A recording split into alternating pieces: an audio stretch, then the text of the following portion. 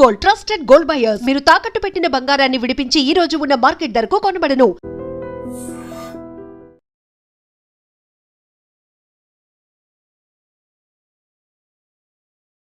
నమస్తే, welcome to iDream inside politics with Kavitha. KCR కూతురు Kavitha, MP Kavitha, MLC Kavitha, Telangana Jagruthi Kavitha, ఇవన్నీ కవిత 2.10లో కనిపించింది. ధిక్కార స్వరం వినిపించి తిరుగుబాటు బావుట ఎగరవేసి బీఆర్ఎస్ పార్టీ నుంచి బయటికి వచ్చిన తర్వాత కవిత 2.0 ఎలా ఉండబోతోంది? యాక్చువల్గా 1.0కి 2.0కి మధ్యలో జరిగినటువంటి సంఘర్షణ ఏంటి, ఏం జరుగుతుంది అనేది బీఆర్ఎస్ పార్టీకి తెలుసా? తెలంగాణ జాగృతిని తను భవిష్యత్తులో ఎలా మార్చబోతోంది? మనతో పాటుగా ఉన్నారు సీనియర్ జర్నలిస్ట్ సాయిశేఖర్ గారు. సాయిశేఖర్ గారు నమస్తే. నమస్తే అండి. సో కవిత అనగానే ఫస్ట్ మనకు తెలంగాణ ఉద్యమము, ఆ తర్వాత బతుకమ్మ కావచ్చు, తను తెలంగాణ జాగృతి, ఇవన్నీ గుర్తొస్తాయి. బట్ ఈ మధ్య కాలంలో ఆల్మోస్ట్ 8-9 months నుంచి తను వ్యవహరిస్తున్న తీరు కావచ్చు, ఎంత సమస్యల మీద నేను పోరాటాలు చేస్తున్నాను, ప్రజా సమస్యల కోసం నేను రౌండ్ టేబుల్ నిర్వహిస్తున్నాను అని చెప్పినప్పటికి కూడా ఇండైరెక్ట్గా అది బీఆర్ఎస్ లైన్ కాదే, తనకంటూ సొంతంగా లైన్ ఉందా అనేటువంటి ఒక భావన అందరిలో కలిగింది. బట్ అదంతా క్రిస్టల్ క్లియర్గా మన ముందు ఒక పిక్చర్ అనేది కనిపించింది. What do you see and what do you think? ఏం జరుగుతుంది అసలు? ప్రస్తుతానికి కవిత గారు తీసుకున్న స్టాండ్ వల్ల, వారు మొన్న నిర్వహించినటువంటి ప్రెస్ కాన్ఫరెన్స్ వల్ల బీఆర్ఎస్కి నష్టమే. దానికి on a scale of 1 to 10 ఎంత, 2 ది లాస్ ఈజ్ అట్ 2, 5, 7 అనేది కాలం నిర్ణయించాల్సిన అంశం. ఎందుకంటే కేసీఆర్ ఒక రకంగా రాజకీయాల్లో చాలామంది రాజకీయ నాయకుల కంటే కేసీఆర్ చాలా అదృష్టవంతుడు. ఎవరు ఆయనకి బూస్ట్ ఇచ్చిన వాళ్ళు ఎవరు లేరు. దాంట్లో అందరూ స్కెప్టికల్గానే ఉండినారు. అవుతుందా అవ్వదా, ఈ తెలంగాణ వస్తుందా రాదా, ఇలాంటి సందేహంలోనే ఉండినారు. ఈ సందేహం వారికి కూడా ఉండింది.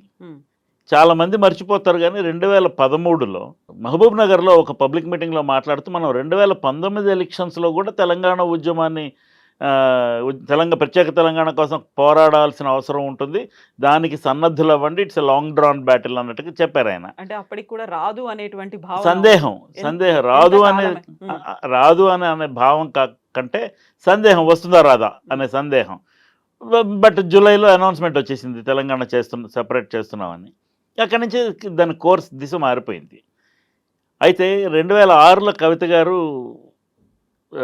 కేసీఆర్ గారితో జాయిన్ అయ్యారు ఈ ఉద్యమంలో. పార్టీ 2001లో పెట్టారు. కవిత గారు మాట్లాడుతూ హరీష్ గారు ఏం ఉద్యమం మొదటి రోజు నుంచి లేరు అని హరీష్ రావు గారి మీద ఆవిడ నిప్పులు చెరిగింది. 10 నెలల తర్వాత వచ్చారు అని. కానీ తర్వాత సోషల్ మీడియాలో చాలామంది హరీష్ ఏమేం పనులు చేశారు, జలదృశ్యంలో జెండాకి దిమ్మ కట్టించడం కాడి నుంచి, అంటే ఆ దశ నుంచి ఉన్నట్లుగానే చెప్తున్నారు.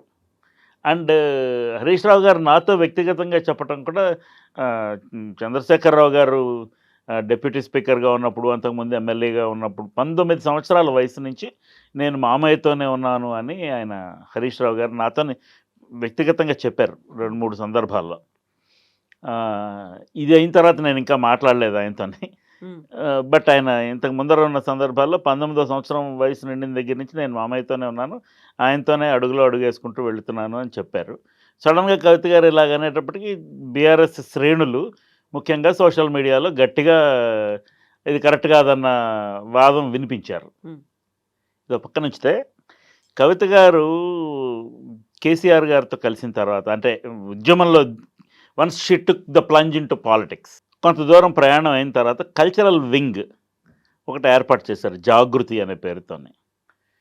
ఏర్పాటు చేసిన తర్వాత స్లోగా కల్చరల్ యాక్టివిటీస్, ఈ బతుకమ్మ ఇలాంటివి చిన్నగా దానికి ఎక్కువ అవటం మొదలుపెట్టాయి. But actual momentum started after the TRS came to power in 2014. వాళ్ళు పవర్లోకి వచ్చిన తర్వాత ఆ ఎలక్షన్స్లో కవిత నిజామాబాద్ నుంచి లోక్సభకి ఎన్నికయ్యారు. కేటీఆర్ గారు సిరిసిల్ల నుంచి ఎన్నికయ్యారు. హరీష్ రావు గారు సిద్దిపేట నుంచి ఎలక్ట్ అయ్యారు. కేసీఆర్ గారు గజ్వేల్ నుంచి ఎలక్ట్ అయ్యారు. బాగా స్థిరంగా ఉన్నది పార్టీ. కొంత దూరం 2016 ఆ ప్రాంతాల్లో ఈ జాగృతికి గ్రాస్ రూట్స్ లెవెల్ వరకు ఒక ఆర్గనైజేషనల్ స్ట్రక్చర్ బిల్డ్ చేసింది ఈ అమ్మాయి. మహిళలు, యువజన విభాగము, సాంస్కృతిక ఆవిడ విభాగం. షీఈ్ వెరీ క్లియర్ అండి, ఉమ్, వెరీ క్లియర్. నేను ఇందాక చెప్పాను చూడండి, కేసీఆర్ గారు చాలా అదృష్టవంతుడు చాలామంది రాజకీయ నాయకుల కంటే అని. Let me talk about it for half minute. వారు ఉద్యమం చేసి ఉమ్, ఆయన ఉద్యమ లక్ష్యం నెరవేర్చుకొని ప్రత్యేక రాష్ట్రం ఏర్పాటు అవడం అనే లక్ష్యం నెరవేర్చుకొని ఆ రాష్ట్రానికి ఆయన మొదటి ముఖ్యమంత్రి, రెండోసారి ముఖ్యమంత్రి, 10 సంవత్సరాలు ఆ పోస్ట్లో కంటిన్యూ అయ్యారు. రేమండ్స్ కంపెనీ వాడు అడ్వర్టైజ్మెంట్ ఇస్తాడు చూడండి, రేమండ్స్ ద కంప్లీట్ మ్యాన్ అని. ఎగ్జాక్ట్లీ. కేసీఆర్ ఉమ్, అంతవరకు కంప్లీట్ మ్యాన్. ఆయన సక్సెస్ఫుల్. అండ్ ఆయన కలిసి వచ్చిన ఇంకొక అదృష్టం ఏంటంటే చాలా ఆర్టికులేట్గా, చాలా జ్ఞానవంతంగా మాట్లాడగలిగే ఆయన కొడుకు, ఆయన కూతురు, ఆ మేనల్లుడు, వీళ్ళందరూ కూడా మేధావులు. And they can speak any language, English, Hindi, Urdu, Telugu చక్కగా మాట్లాడగలుగుతారు. వెంటనే స్విచ్ అయ్యి ఒకదాని నుంచి ఒకటి కూడా అయ్యి. మీరు మొన్న కవిత గారి ప్రెస్ కాన్ఫరెన్స్ చూస్తే అందులో ఆవిడ హిందీలో బయట ఇచ్చేస్తాను నేను అవును. ఆయన కూడా చెప్పారు. సో ఇలానున్నది వాళ్ళకి స్పీడ్గా వీటిలో మాట్లాడగలిగే, భావ వ్యక్తీకరణ చేయగలిగే కెపాసిటీ అండ్ వాళ్ళ టార్గెట్ ఆడియన్స్ని అట్రాక్ట్ చేసుకోగలిగే కెపాసిటీ ఉన్నది. ఇది కేసీఆర్ నుంచి వచ్చింది. సో కేసీఆర్ గారు ఆ మేరకు అదృష్టవంతుడు. ఉమ్, ఇప్పుడు ఉన్న పరిస్థితి మనం విశ్లేషిస్తే ఆవిడ ముందు సంతోష్ అండ్ హరీష్ గారి పేర్లు బయటికి చెప్పారు. మీకు ఇటీవల ఈవిడ ఈ ప్రెస్ కాన్ఫరెన్స్ అయిపోయిన తర్వాత BRS social media and BRS leaders చిన్నగా దే స్టార్టెడ్ ట్రోలింగ్ హర్. లేకపోతే ట్రోలింగ్ అనే కదా, దానికంటే ఆవిడకి వ్యతిరేకంగా మాట్లాడగలిగే ధైర్యం చేయడం మొదలుపెట్టారు. మొదలుపెట్టిన ప్రక్రియలో మొన్న నేను I was seeing in one WhatsApp group, Harish గారి గురించి ఆవిడ చాలా పాజిటివ్గా టీవీ9 ఇంటర్వ్యూలో మాట్లాడడం నేను చూశాను. చాలా పాజిటివ్గా మాట్లాడారు. హరీష్ అన్న అసలు రెస్ట్ తీసుకోరు, మీరు రెస్ట్ తీసుకోండి అన్నాకు కూడా తీసుకోరు, చాలా పర్ఫెక్ట్గా ప్లాన్ చేసుకుంటారు, is a very hard worker, ఈ టైప్లో చాలా పాజిటివ్గా మాట్లాడారు. ఇప్పుడు విభేదాలు ఉంటే ఆ దశలోనే ఎంతో కొంత రిలక్టెంట్గా మాట్లాడి ఉండేవాళ్ళు, కానీ అలా లేదు. డైరెక్ట్గానే ఆవిడ she heaped praises on Harish Rao. ఇప్పుడు ఎందుకు వచ్చింది సడన్గా ఈ కష్టం అంటే, ఇది సడన్గా ఏం రాలేదండి. బీఆర్ఎస్లో ఈ లుక్కలు ఎప్పటి నుంచో ఉన్నాయి. మొట్టమొదటి దెబ్బ ఆ జాగృతి మీద పడ్డది. జాగృతిలో ఉన్నటువంటి అన్ని సంస్థలని, జాగృతికి అనుబంధంగా ఉన్న యాక్టివిటీ మొత్తాన్ని కేసీఆర్ గారు సస్పెండ్ చేయించారు 2014-19 మధ్య కాలంలోనే. ఉమ్. జాగృతి ఒక డార్మెంట్ ఆర్గనైజేషన్గా ఉండిపోయింది. అదే టైంలో తెలంగాణ జాగృతి కాదు, భారత జాగృతి అనే దాంట్లో ఢిల్లీలో కూడా ఒక సమావేశం పెట్టారు.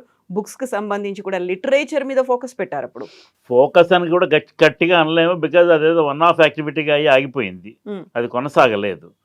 అందుచేత అయితే ఆవిడ తర్వాత 2019 ఎలక్షన్స్లో ఆవిడ ఓడిపోవడం, 2019 ఎలక్షన్స్లో ఆవిడ ఓడిపోవడం అనేది ఒక చిత్రమైనటువంటి సిచ్యువేషన్. ఎందుకంటే 18లో అసెంబ్లీ ఎలక్షన్స్ జరిగినప్పుడు నిజామాబాద్ కింద 7 అసెంబ్లీ కాన్స్టిట్యున్సీస్ ఉంటే ఆ 7ని ఆవిడ గెలిపించింది.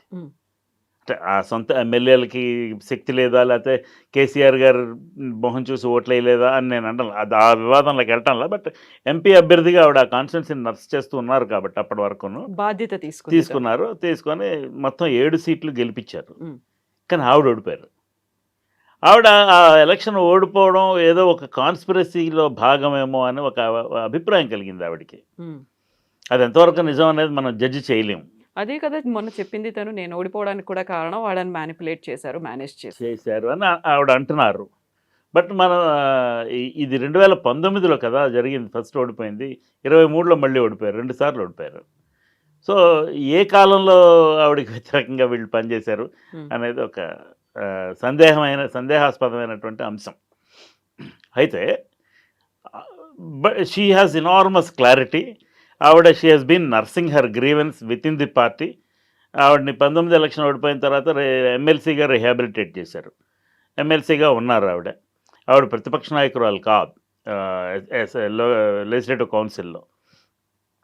ఆవిడ తను ఆశించినంత ప్రాధాన్యత దక్కలేదు పార్టీలో అనే ఒక ఫీలింగ్ అయితే ఆవిడకి ఉన్నది. Hmm. ప్రాధాన్యతే కాదు, I'm a leader in my own right. And నేను ఉద్యమం చేసి వచ్చాను కదా, ఉద్యమంలో పార్టిసిపేట్ 2006లో చేరారు, 2014లో పవర్ వచ్చి, అంటే 8 సంవత్సరాలు నేను ఉద్యమంలో భాగస్తురాలని కదా. సో నాకు రైట్ఫుల్గా రావాల్సిన డ్యూ ఏదో దక్కలేదు అనేటటువంటి అభిప్రాయం ఆవిడకు ఉన్నది. ఉండడంలో తప్పు కూడా లేదు. మామూలుగానే బీఆర్ఎస్లో మహిళలకు ప్రాధాన్యత భారీ ఎత్తునే ఉండదు. కవిత గారే బీఆర్ఎస్లో మహిళా ఫేస్. మొదటిసారి మంత్రివర్గంలో దాదాపుగా I don't think there is any female minister in KCR cabinet. మొదటి స్టింట్లో ఎవరు లేరు, ఒక్కళ్ళు కూడా లేరు. అండ్ రెండోసారి కాంగ్రెస్ నుంచి చేరినటువంటి సబితా ఇంద్రారెడ్డి గారు, తర్వాత వాళ్ళ పార్టీకి సంబంధించిన ఆవిడ సత్యవతి రాథోడ్ గారు, వీళ్ళిద్దరిని పెట్టుకున్నారు.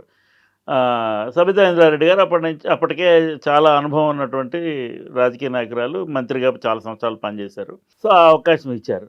బట్ కవిత విమెన్ రిజర్వేషన్ కోసం కొట్లాడారు. మీకు గుర్తుంది, 33% విమెన్ రిజర్వేషన్ కావాలని జంతర్ మంతర్ దగ్గర ధర్నా చేసి ఇలాంటివన్నీ చేశారు. ఆల్ పార్టీ మీటింగ్లు పెట్టి ఆవిడ దాని గురించి గట్టిగా మాట్లాడారు.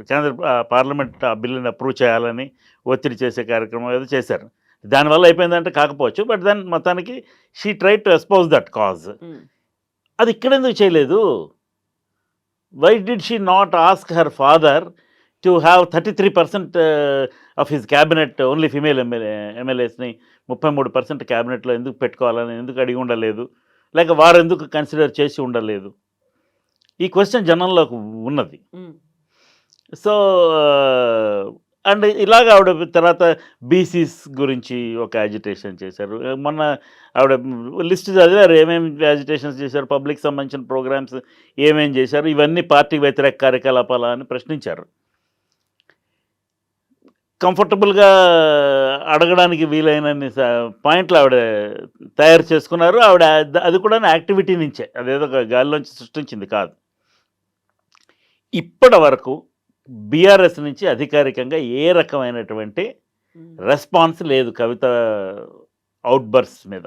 కాకుండా లీడర్లుగా మాట్లాడుతున్నారు. ఒకళ్ళు ఎవరో జగదీష్ రెడ్డి, ఎవరో రాజీవ్ సాగర్, అకేషనల్ ఎవరో యూట్యూబ్ వాళ్ళు మైక్ పెడితే మల్లారెడ్డి గారు, ఇలా కొద్దిమంది మాట్లాడుతున్నారు. పార్టీ తరఫున ఆవిడేమన్నారు, నేను 103 రోజుల కిందట ఇక్కడ పార్టీలో నా మీద కుట్ర జరుగుతుందని నేను బాజాప్తా తెలంగాణ భవన్కి వచ్చి ప్రెస్ కాన్ఫరెన్స్ పెట్టాను. పెడితే అన్న మీరు పార్టీ అధ్యక్షులు కదా రామన్న, మీరు ఎందుకు ఫోన్ చేయలేదు ఇంతవరకు దాని గురించి నాకు అని చెప్పి ఆవిడ డైరెక్ట్గా కేటీఆర్ గారిని, దాంతో స్టార్ట్ అయింది ప్రెస్ కాన్ఫరెన్స్. ఈ ప్రశ్నించడంతో స్టార్ట్ అయింది ప్రెస్ కాన్ఫరెన్స్. అంటే ఆవిడ ఎవరిని టార్గెట్ చేస్తున్నారు? కేటీఆర్ గారినా, హరీష్ గారినా, సంతోష్ గారినా? హరీష్ని సంతోష్ని టార్గెట్ చేస్తున్నారు అనే విషయం అంతకుముందు బయటపడిపోయింది, డైరెక్ట్గానే వచ్చేసింది. వచ్చిన తర్వాత ఇంక ఇప్పుడు కొత్తగా దానిలో మళ్ళీ హరీష్ రావుని, సంతోష్ కుమార్ని అన్నది ఏం లేదు, కొత్తగా రిపీట్ చేశారు. అంత ముందు రోజు చెప్పిన దాన్ని రిపీట్ చేశారు.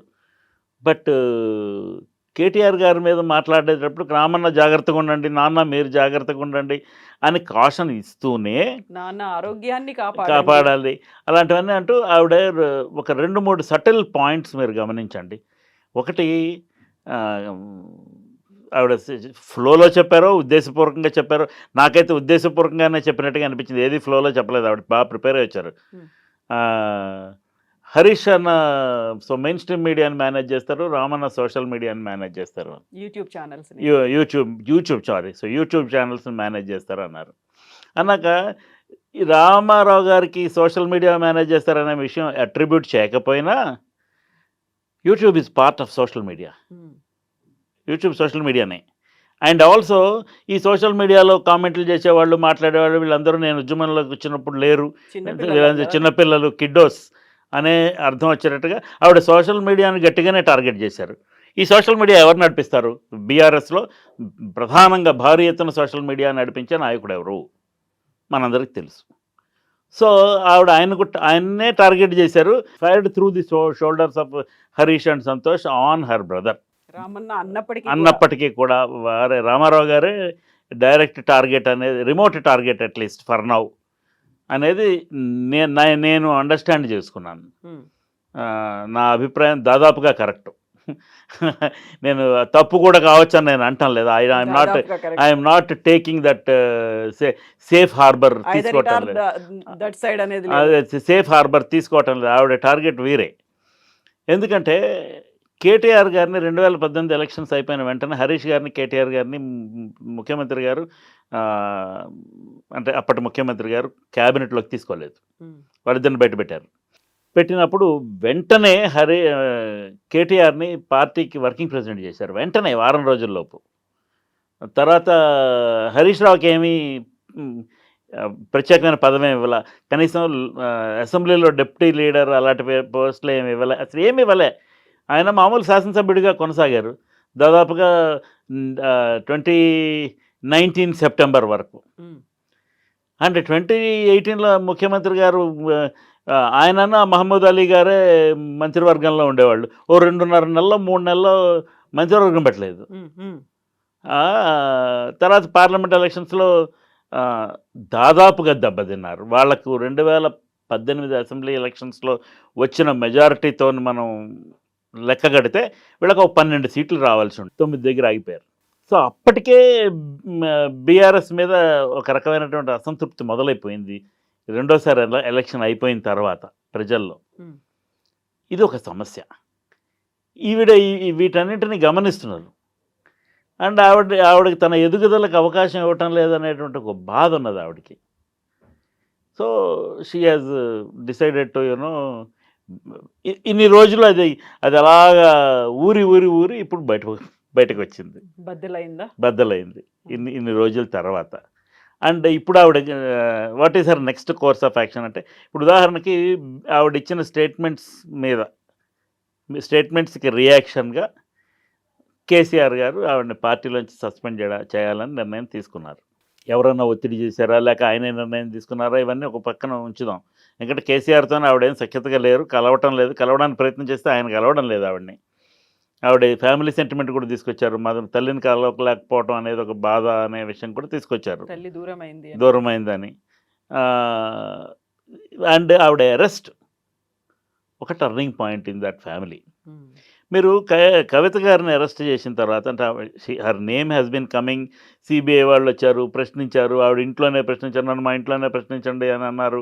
తర్వాత కొంతకాలం ఆ ఎంక్వైరీ జరిగిన తర్వాత ఎన్ఫోర్స్మెంట్ డైరెక్టరేట్ వాళ్ళు ఆవిడని అరెస్ట్ చేశారు. అరెస్ట్ చేసిన రోజు నాడు రాత్రి కేటీఆర్ గారు వచ్చారు, వాళ్ళతో ఆర్గ్యుమెంట్ చేశారు. ఆర్గ్యుమెంట్స్తో అరెస్ట్ ఆగదు అనుకోండి, వాళ్ళు దానికి ప్రిపేర్ అయ్యి వచ్చారు కాబట్టి.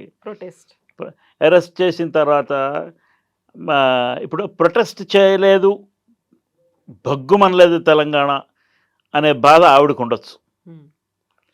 బట్ ఇక్కడ పార్టీ తరఫు నుంచి ఒక ఆలోచన చేస్తే కవిత గారు కాకుండా ఇంకెవరిని ఎన్ఫోర్స్మెంట్ డైరెక్టరేట్ వాళ్ళు కానీ, ఢిల్లీ లిక్కర్ స్కామ్ ఇన్వెస్టిగేట్ చేసే సిబిఐ కానీ ఇక బీఆర్ఎస్లో ఎవరిని పాయింట్అవుట్ చేశారు, ఎవరిని అక్యూజ్డ్గా వేలెత్తి చూపించారు? కవిత గారు, కొంతమంది హైదరాబాద్కి చెందినటువంటి business men, large scale top notch business మెన్ని అరెస్ట్ చేశారు, తీసుకెళ్లారు. కానీ కవిత గారితో పాటు బీఆర్ఎస్కి సంబంధించిన వాళ్ళు ఒక్కళ్ళని కూడా అరెస్ట్ చేయలేదు, ఒక్క నాయకుడిని కూడా. అంటే దాన్ని బట్టి what kind of an understanding people would get. అంటే బీఆర్ఎస్లో ఎవరికి దీంతో సంబంధం లేదు, ఇప్పుడు వ్యక్తిగతమైనటువంటి వ్యవహారం ఇది.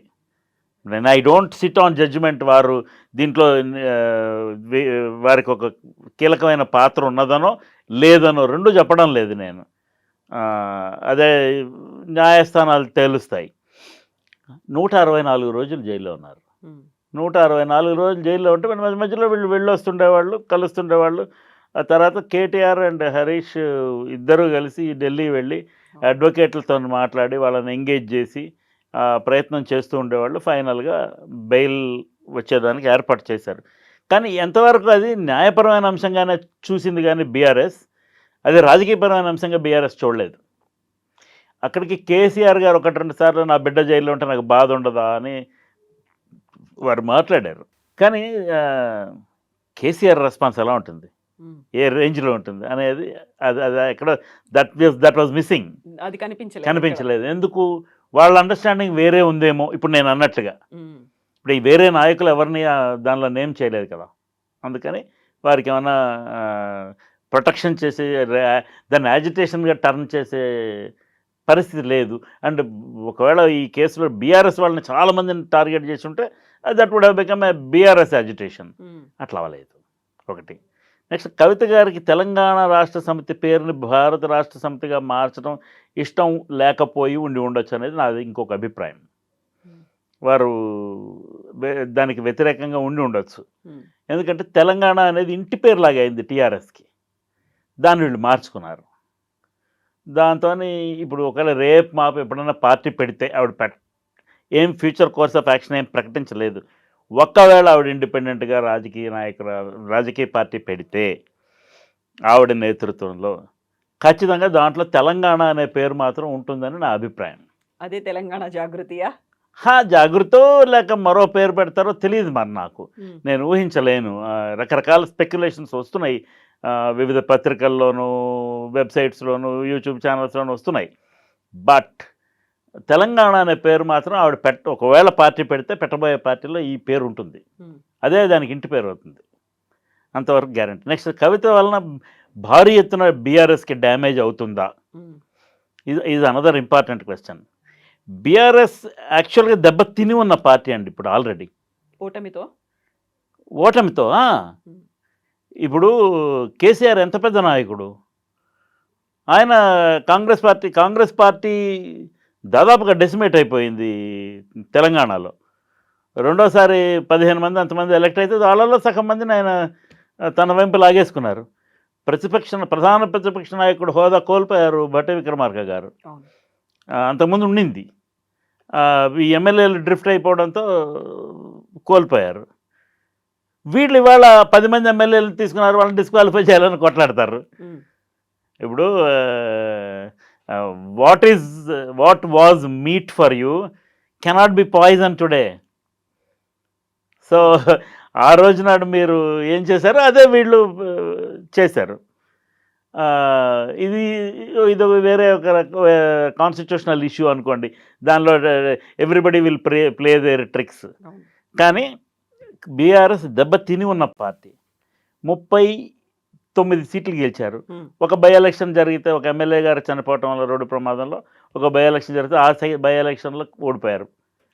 అది సిటీ, ఇప్పటి వరకు సిటీలో ఎంటర్ అవ్వాలి, అట్లాంటిది క్యాంటోన్మెంట్లో ఎంటర్ అయ్యారు. ఓకే, నెక్స్ట్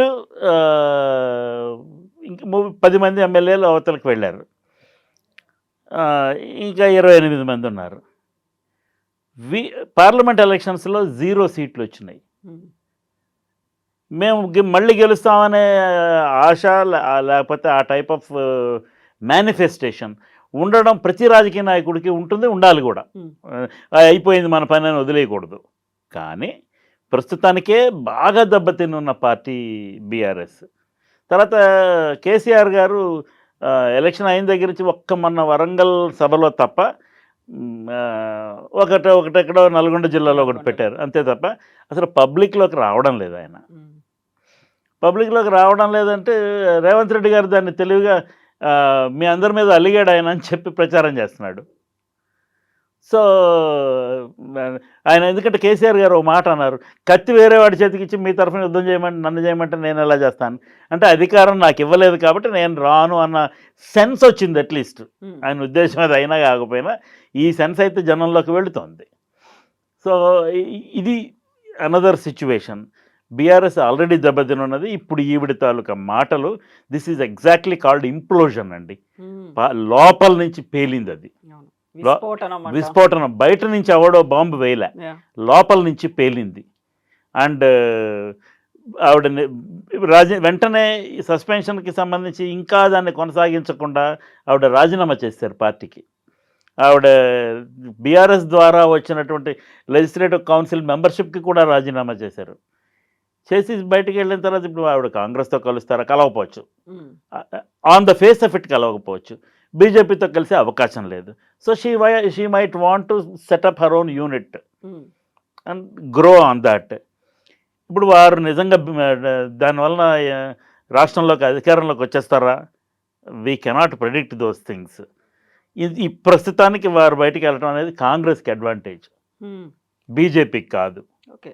కాంగ్రెస్కి అడ్వాంటేజ్. ఎందుకంటే వీళ్ళకి అంతర్గతమైనటువంటి కుమ్ములాటలు కాదు, అవి పేలిపోయి ఇప్పుడు బయటకు వచ్చాయి. కుటుంబం విచ్ఛిన్నం అయింది అనేది కవిత చెప్పారు, అది అయింది. సో ఆవిడ జనంలోకి వెళ్ళి పాదయాత్ర మొదలుపెట్టేసి మద్దతు కొడగట్టే కార్యక్రమం చేస్తే, జాగృతిలో ఉన్న నాయకులని అందరినీ బీఆర్ఎస్లోకి లాక్కొని వాళ్ళు స్టేట్మెంట్లు ఇప్పించిన డ్యామేజ్ పొటెన్షియల్ అయితే ఆవిడకు ఉంటుంది. ఆవిడకు వల్ల she a factor in the upcoming elections. Kavitha is essentially a factor and they cannot ignore. Next ఆవిడకి చాలా ఇన్ఫర్మేషన్ ఉంది నా దగ్గర అని ఆవిడ చెప్పారు మొన్న. సో సందర్భాన్ని బట్టి చెప్తానన్నారు. అంటే ఇంకా ఎన్నో బుల్లెట్లు అక్కడి నుంచి రాబోతున్నాయి. సో సిరీస్ ఆఫ్ ఎపిసోడ్స్ ఉండబోతున్నాయి. ఇంకో ఎన్నోసార్లు ఆవిడ ఈ పార్టీని ఇబ్బంది పెట్టబోతున్నారు. ఇబ్బంది పెట్టబోతున్నప్పుడు పిల్లిపోరు పిట్ట తీర్చినట్టు ఇక్కడ ప్రస్తుతానికి పిట్ట రేవంత్ రెడ్డి. ఓకే. ఆయన అడ్వాంటేజ్ పొందుతాడు, అనుకోకుండా అంది వచ్చిన అవకాశం ఆయన అడ్వాంటేజ్ పొందుతాడు తప్పకుండాను. అది కాంగ్రెస్ని మరింత బలోపేతం చేస్తుంది ఎన్ని ఇబ్బందులు ఉన్నప్పటికీ, పరిపాలనా పరంగా కానీ పార్టీ పరంగా కానీ.